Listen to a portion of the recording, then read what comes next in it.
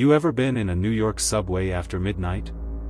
Not like the usual grime and grit kind of night. I mean after the last train, when they shut down the line for maintenance. I hadn't. Until that night. There were 3 of us, me, Dante, and Myles. We'd just left a bar in the East Village, talking trash and chasing that last train on the L line. We were drunk enough to be loud, stupid enough not to check the MTA updates. The platform at First Avenue looked dead. Dim lights. No announcements. No trains. But we figured maybe a delay. You know how the city is, late is still on time here. We sat. Waited. Time slowed down. The tunnel stretched into darkness like a throat waiting to swallow something. After about 20 minutes, it hit us, something was wrong. No one else was on the platform. No other footsteps. No rats. No hum of electricity. The lights above us buzzed. A flicker. Then they went out. Total black. Seconds later, a dim red glow kicked on, emergency lighting. The kind that doesn't light the world but lets you know the shadows are real. Myles cracked a joke.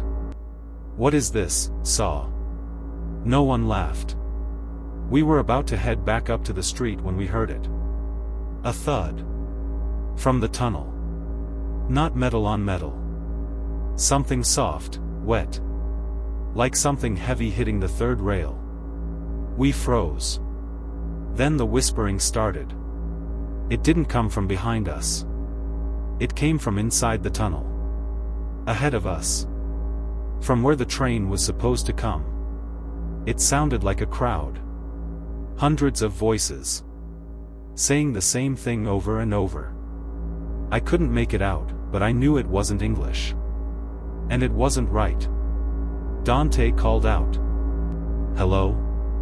The whispering stopped. And then, the lights behind us started popping, one by one. Pop pop pop. Like something was walking toward us, killing the lights as it moved. We ran. Not into the tunnel, hell no, but toward the stairs. The turnstiles wouldn't budge. Locked. We pounded on the gates. Myles was yelling. Dante was cursing. I looked back. And I saw it. It wasn't a person. It was tall. And thin. Not starved thin, stretched thin. Like it had too many joints in the wrong places. It crawled on the ceiling and walls like a spider, but its face dragged just inches above the floor, skin pulled tight like plastic wrap. Its eyes were black holes. But I swear I saw us inside them. And it wasn't alone. Shapes were sliding out of the tunnel. Crawling. Slithering. Too many limbs, not enough faces. They didn't walk. They moved like memory.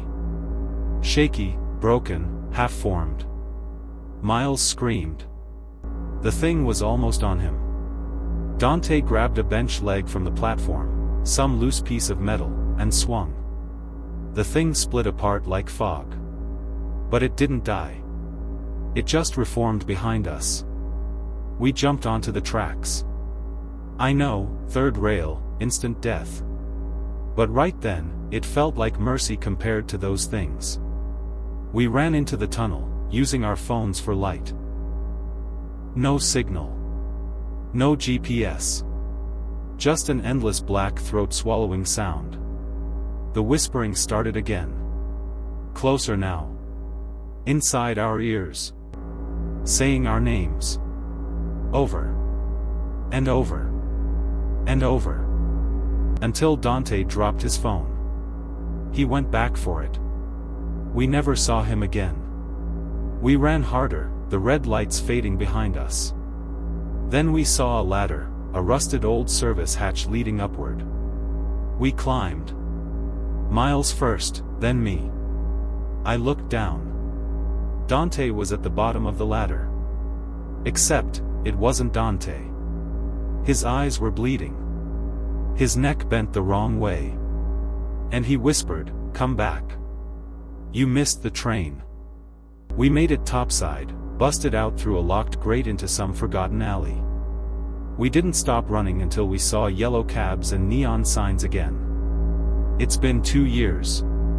Myles doesn't talk about it. But I hear whispering in my vents at night. And every time I step on a subway platform, I feel something watching. Waiting.